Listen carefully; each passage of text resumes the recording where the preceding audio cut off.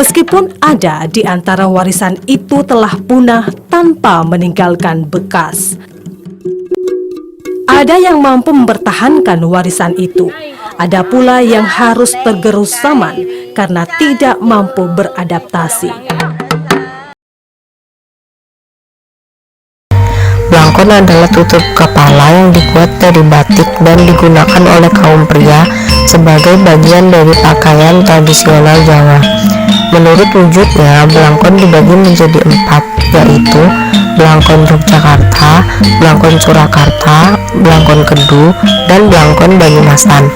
Pada zaman dulu, blangkon hanya boleh dibuat oleh para seniman keraton dengan pakem atau yang disebut aturan yang baku.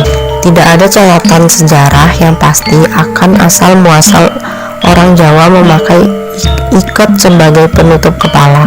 Ikat tersebut terdapat dalam legenda Aji Saka, pencipta tahun Saka atau tahun Jawa sekitar 20 abad yang lalu. Blangkon sendiri memiliki jenis yang berbeda, yakni blangkon Yogyakarta dan blangkon Surakarta.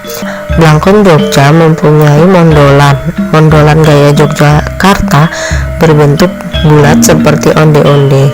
Hal ini dikarenakan pada waktu itu awalnya laki-laki Jogja memelihara rambut panjang kemudian diikat ke atas seperti pati Gajah Mada. Kemudian ikatan rambut disebut gelungan dan dibungkus lalu diikat, lalu berkembang menjadi blangkon, kemudian menjadikan salah satu filosofi masyarakat Jawa yang pandai menyimpan rahasia.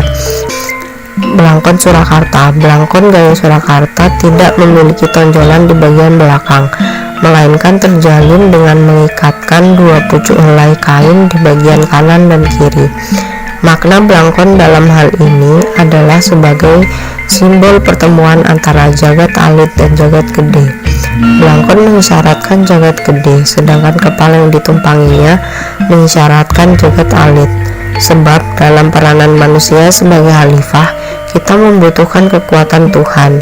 Blangkon menyimbolkan kekuatan Tuhan yang diperlukan bila manusia ingin menjalankan tugasnya untuk mengurus alam semesta.